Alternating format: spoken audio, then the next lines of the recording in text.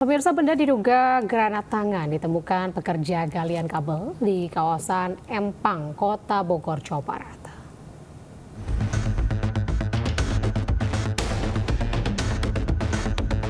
Dikira batu, seorang pekerja galian kabel menemukan sebuah benda diduga granat di kawasan Empang, Kota Bogor, Jawa Barat. Benda yang diduga peninggalan zaman perang itu ditemukan di tanah sedalam 70 cm. Saksi curiga karena melihat pin penarik pada benda itu. Usai menerima laporan, tim teknisi Bom Korps Brimob Polri datang ke lokasi untuk mengevakuasi granat tersebut. Pasti kaget ya, Pak. Bentuknya kalau lebih rinci, itu kayak gimana sih kan bentuknya? Bentuknya bulat, di bawahnya kayak ada dudukannya tuh, Pak. Terus atasnya kayak ada pelatupnya. Itu ada berapa? Ada satu sih. Itu terbungkus kain atau di tanah aja gitu? Di tanah, jatuh sama batu lah. Campur sama batu? Iya. Granat kemudian dibawa ke Makobrimob Kelapa II Depok. Polisi pun langsung menyelidiki untuk memastikan granat itu masih aktif atau tidak. Dari Bogor, Jawa Barat, Andi Firmansyah, Ainus melaporkan. Pemirsa, Dewan Pimpinan Wilayah Partai Perindo Daerah Khusus Jakarta menggelar konsolidasi guna menyiapkan strategi serta kekuatan dalam menyongsong pemilu 2029 mendatang. Selain memperkuat koordinasi, salah satu agenda konsolidasi ini yakni melakukan pemetaan politik serta persebaran suara Partai Perindo secara maksimal.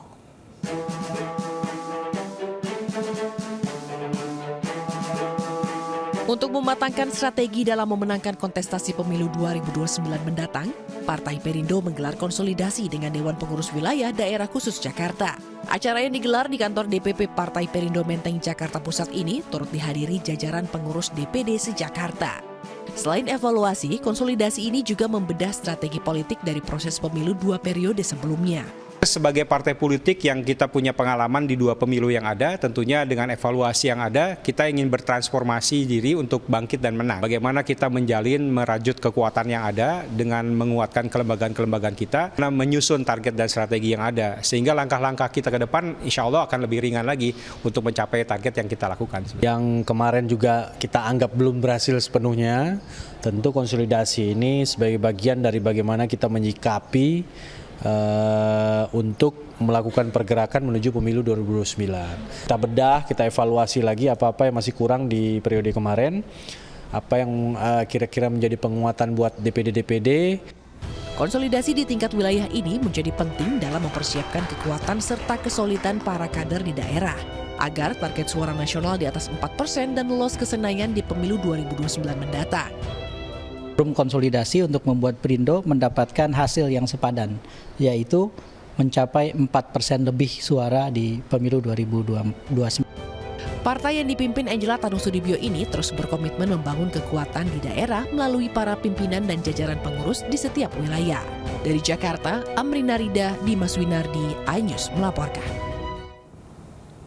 Ratusan petugas haji gelombang pertama diberangkatkan ke Tanah Suci. Ya, mereka akan bertugas melayani jemaah haji di Bandara dan Madinah, Arab Saudi.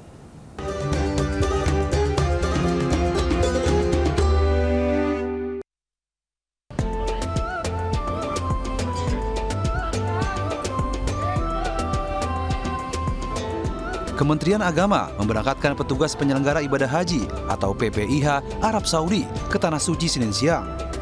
Ada 388 orang yang diberangkatkan pada gelombang pertama. Mereka akan bertugas melayani jemaah di bandara dan di Madinah, Arab Saudi. Lantunan kalimat talbiyah mengiringi rombongan petugas haji dari asrama haji Pondok Gede, Jakarta menuju Bandara Soekarno-Hatta, Tangerang, Banten. Petugas haji yang diberangkatkan terdiri dari sejumlah lembaga dan instansi seperti TNI, Polri, Kementerian Kesehatan, Kementerian Agama, Ormas, dan media. 388 petugas penyelenggara ibadah haji akan diberangkatkan menuju Jeddah, Arab Saudi. Dan mereka nantinya akan ditempatkan di daerah kerja atau Dakar di Madinah dan Bandara. Pelaksanaan ibadah haji tahun ini masih mengusung tema ramah lansia dan disabilitas. Para petugas haji siap membantu para jamaah di Tanah Suci. Bagaimana kita harus bersabar untuk menghadapi proses-proses itu, bagi saya itu menjadi pengalaman yang modal pribadi saya untuk bisa, dan saya merasa bisa dan mampu berada pada layanan difabel dan lansia ini. Keberangkatan para petugas haji ini lebih cepat beberapa hari sebelum calon jemaah haji kloter pertama tiba di Bandina. Dari Jakarta, Gigih Irfan melaporkan. Pramono Anung, Gubernur Jakarta, mengukuhkan 120 orang petugas haji kloter Provinsi Jakarta untuk haji 2025 yang meminta kepada para petugas untuk melayani seluruh jemaah dengan setulus hati. 120 orang petugas haji ini akan melayani sekitar 7.000 calon jemaah haji di Tanah Suci. Pengukuhan dilakukan di Balai Agung Balai Kota Jakarta Selasa kemarin. Mereka akan diberangkatkan ke Tanah Suci pada 1 Mei mendatang. Pramono berpesan kepada para petugas untuk melayani seluruh jemaah dengan sebaik-baiknya. Terpilih menjadi panitia haji merupakan hal yang wajib disyukuri, sehingga dalam menjalankan tugas harus diikuti dengan ketulusan hati. Saya berpesan kepada para petugas haji untuk bisa memberikan pelayanan yang terbaik bagi jamaah haji yang dari Jakarta. Dan jangan sampai petugas haji malah merepotkan dari sisi kesehatan, pelayanan, dan sebagainya. Pemirsa, ratusan petugas penyelenggara ibadah haji PPIH 2025 tiba di Tanah Suci. Mereka melaksanakan ibadah umroh terlebih dahulu untuk selanjutnya disebar ke daerah kerja masing-masing.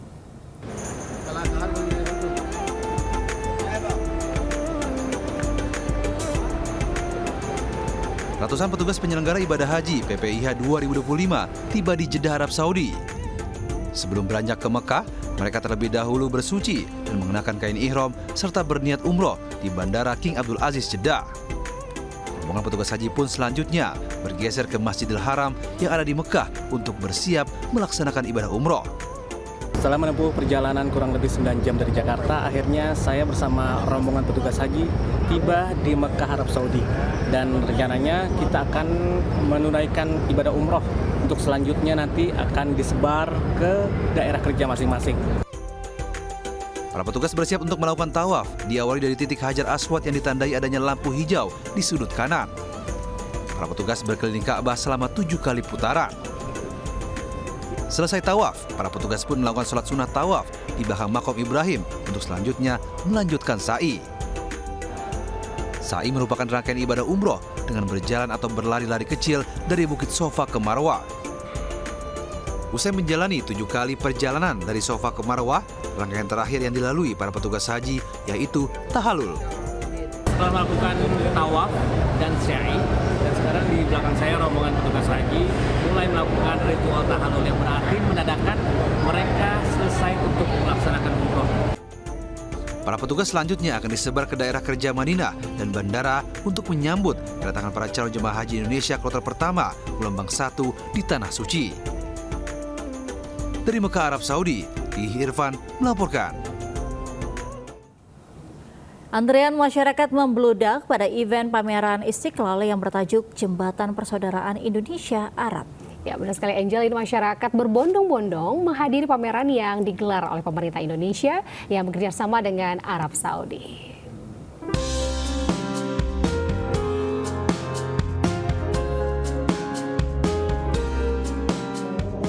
Pemerintah Indonesia bersama dengan Arab Saudi menggelar pameran Khazanah Islam di Kompleks Masjid Istiqlal, Jakarta. Warga sangat antusias menghadiri langsung pameran bertajuk Jembatan Persaudaraan Indonesia Arab. Warga memadati area Masjid Istiqlal yang mengakibatkan antrian panjang. Bahkan antrian masuk sudah terjadi sejak pukul 7 pagi, di mana pameran baru akan dibuka oleh panitia pada pukul 10 pagi. Terdapat banyak instalasi menarik yang dipamerkan, seperti miniatur Masjidil Haram dan Masjid Nabawi, kunjungan virtual kedua masjid suci tersebut, dan masih banyak yang lainnya.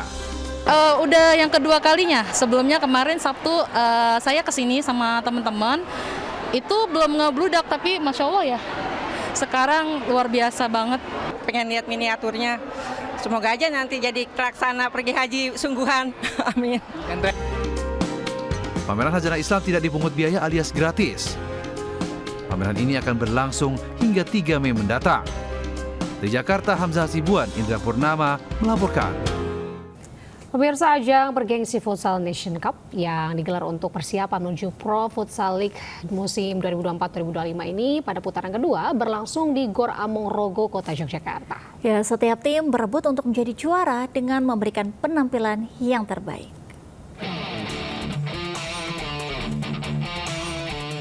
Kompetisi tengah musim Futsal Nation Cup 2025 berlangsung sengit dengan mempertemukan 7 tim futsal terbaik tanah air di Gor Among Rogo, Kota Yogyakarta.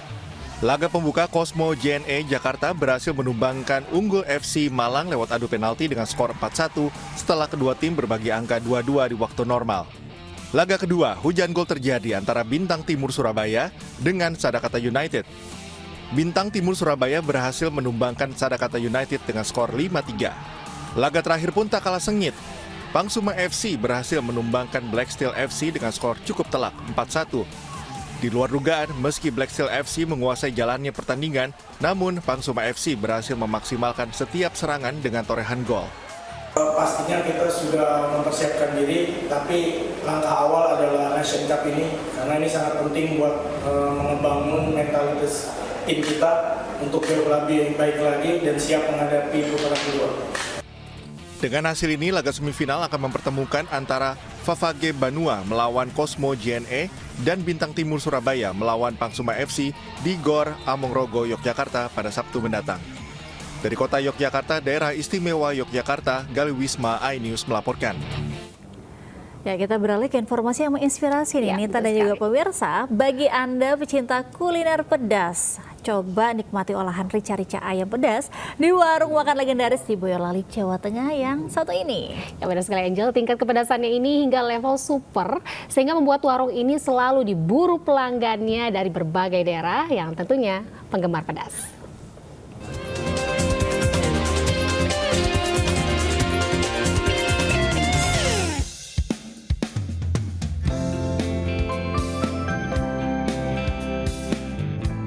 Inilah warung makan legendaris Rica-Rica Ayam Bo Usrek di jalan menuju Embarkasi Solo atau lebih tepatnya di Desa Gagak Sipat, Kecamatan Ngemplak, Boyolali, Jawa Tengah. Warung makan dengan menu utama Rica-Rica Ayam ini dikenal dengan olahan rica yang super pedas. Tidak heran, warung yang dirintis sejak 24 tahun lalu ini selalu menjadi tujuan para pencinta kuliner dari berbagai daerah. Rica-Rica Ayam Bo Usrek yang kini dikelola generasi kedua diolah menggunakan banyak cabai rawit dan lada yang dipadu dengan bumbu rempah-rempah khas Boyolali. Cara memasaknya pun masih menggunakan kayu bakar, sehingga menghasilkan olahan dengan rasa dan aroma yang khas. Iya, ini teman-teman bandara saya ajak ke sini, Pak. Biar bisa ngerasain nikmatnya Rica Bo Usrek. Pedesnya nendang, Pak, nggak ada tandingannya lah. Pedesnya nendang, Pak, nambah selera makan. Pembelinya dari di sini sekitar, ada yang dari Surabaya, Jakarta, Semarang juga ada. Dalam sehari warung ini bisa menghabiskan ayam lebih dari 100 ekor dan jumlahnya bisa meningkat sampai 150 ekor pada akhir pekan maupun hari libur. Dari Boyolali, Jawa Tengah, Tata Rahmanta, iNews melaporkan.